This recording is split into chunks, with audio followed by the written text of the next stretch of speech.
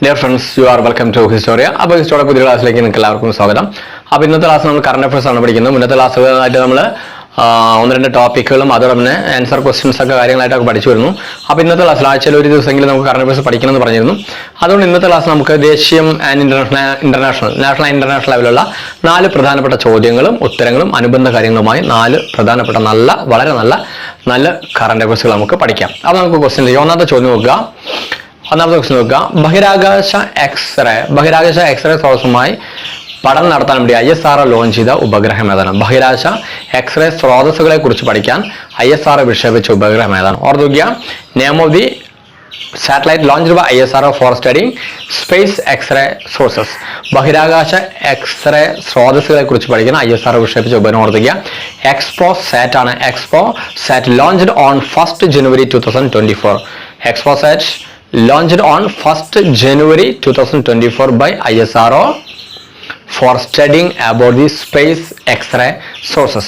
അപ്പോൾ space x-ray സോഴ്സസുമായി ബന്ധപ്പെട്ട് അല്ലെങ്കിൽ ബഹിരാകാശ എക്സ്റേ സോഴ്സുകളെ കുറിച്ച് പഠിക്കാൻ വേണ്ടി ISRO വിക്ഷേപിച്ച ഉപഗ്രഹത്തിന്റെ പേര് എന്താ പറഞ്ഞത്?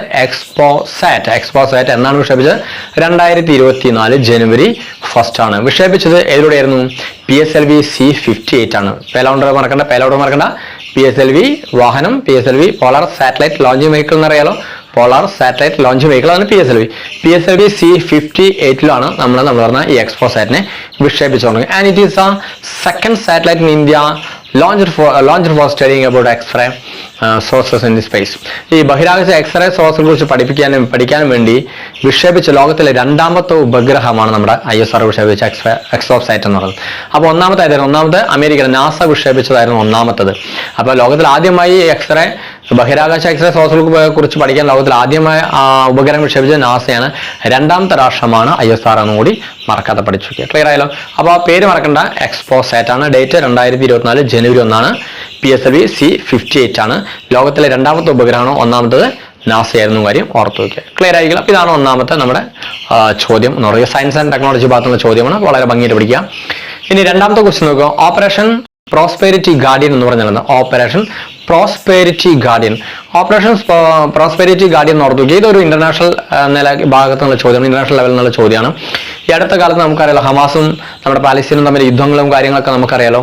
അപ്പോൾ അതിൽ ഈ ഹമാസ് അനുകൂലമായ ഹൂതി വിഭാഗക്കാർ, അതായത് ഇറാനിലെ ഷിയ മുസ്ലിങ്ങളുടെ ഒരു സായുധ സംഘടനയാണ് ഹൂതി എന്ന് പറയുന്ന സായുധ സംഘടന. ഹുസൈൻ അൽ ഹൂതി എന്ന ആളാണ് ഈ ഹൂതി എന്ന സംഘടന ഉണ്ടാക്കിയത്. അപ്പോൾ ഒരു ഷിയ മുസ്ലിങ്ങളുടെ സായുധ സംഘടന. ഇവർ ഹമാസ് അനുകൂലമായി നിന്നുകൊണ്ട് യമനിലേക്ക് തുടരെയുള്ള ആക്രമണം നടത്തിയിരുന്നു.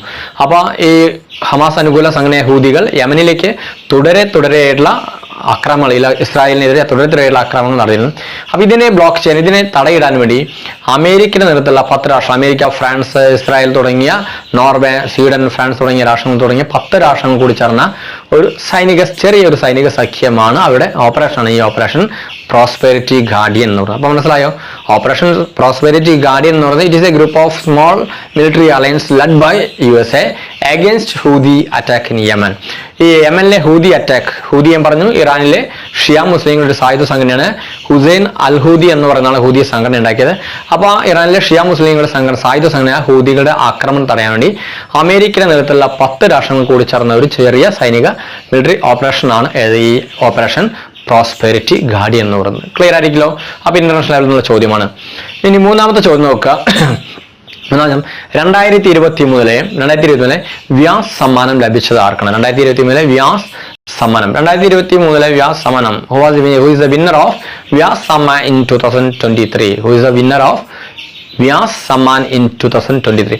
2023 വ്യാസ് സമ്മാൻ ലഭിച്ച പുഷ്പ ഭാരതി എന്ന് പറയുന്ന എഴുത്തുകാരിക്കാണ്. പുഷ്പഭാരതി എന്ന് പറയുന്ന ഹിന്ദി എഴുത്തുകാരിക്ക് അദ്ദേഹത്തിന്റെ 2016 ലഭിച്ച യാദേൻ എന്ന് പറയുന്ന കൃതിക്കാണ് 2023 പുഷ്പഭാരതി അവാർഡ് ലഭിച്ചത്. ക്ലിയർ ആയല്ലോ?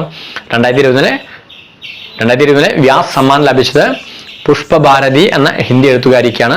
ആ എഴുത്തുകാരുടെ 2016 രചിച്ച യാദേൻ എന്ന് പറയുന്ന കൃതിക്കാണ് ലഭിച്ചതെന്ന് ഓർത്തിക്കുക. ഇനി വ്യാസ് സമ്മാൻ നൽകുന്നത് KK ബിർള ഫൗണ്ടേഷനാണ് വ്യാസ് സമ്മാനം നൽകിയ KK ബിർള ഫൗണ്ടേഷൻ ആണ് വ്യാസ് സമ്മാനം നൽകുന്നത്. 1991 വ്യാസ് സമ്മാനം നൽകി തുടങ്ങിയത്. ഹിന്ദിയിൽ എഴുതുന്ന ആളുകൾക്ക് മാത്രമേ കിട്ടുന്നുള്ളൂ. ഹിന്ദിയിൽ എഴുതുന്ന സാഹിത്യ കൃതികൾക്കാണ്. എന്ന് വെച്ചാൽ റീസെന്റ് 10 വർഷത്തെ ഹിന്ദിയിൽ എഴുതുന്ന ഈ അടുത്ത 10 വർഷത്തിൽ ഏത് വർഷമാണ് അവാർഡ് കൊടുക്കുന്നത്, അതിന് ബാക്കിയുള്ള 10 വർഷത്തിൽ ഹിന്ദിയിൽ എഴുതുന്ന കൃതികൾക്കാണ് വ്യാസ് സമ്മാനം നൽകിക്കുന്നത്. സമ്മാന തുക എന്ന് പറയുന്നത് 4 ലക്ഷമാണ്. ക്ലിയർ ആയില്ലോ? അപ്പോൾ പറഞ്ഞതാണ് വ്യാസ് സമ്മാനം ഏർപ്പെടുത്തിയ KK ബിർള ഫൗണ്ടേഷനാണ് 1991 കൊടുത്തു തുടങ്ങിയത്. റീസെന്റ് 10 വർഷത്തെ ഈ അടുത്ത 10 വർഷത്തിൽ ഹിന്ദിയിൽ എഴുതുന്ന കൃതികളൊക്കെയാണ് വ്യാസ് സമ്മാനം നൽകുന്നത്. സമ്മാന തുക 10 വർഷമാണ്. ഈ വർഷം കിട്ടിയത് 2021 കിട്ടിയത് ആർക്കാണ് ഞാൻ പറഞ്ഞത്? പുഷ്പഭാരതി എന്ന ഹിന്ദി എഴുത്തുകാരിക്കാണ് ലേഡിയുടെ ഏതാണ് കൃതി പറഞ്ഞത്? യാതൻ അവർ യാതൻ എന്ന കൃതിക്കാണ് ലഭിച്ചതെന്ന് ഓർത്തുക. ക്ലിയർ ആയില്ലോ? അപ്പോൾ മൂന്നാമത്തെ അവാർഡ് വിഭാഗത്തിൽ നിന്നുള്ള ചോദ്യമാണ് ഓർത്തുക. ഇനി നാലാമത്തെ കറണ്ട് അഫയേഴ്സ് നോക്കിക്കുക. ഡോക്ടർ സുരേഷ് മാത്തൂർ കമ്മിറ്റി എന്തിനെ കുറിച്ച് പഠിക്കാനാണ്? ഡോക്ടർ സുരേഷ് മാത്തൂർ കമ്മിറ്റി എന്തിനെ കുറിച്ച് പഠിക്കാനാണ്? Doctor Suresh Mathur committee is appointed by IRDA എന്ന് പറയും.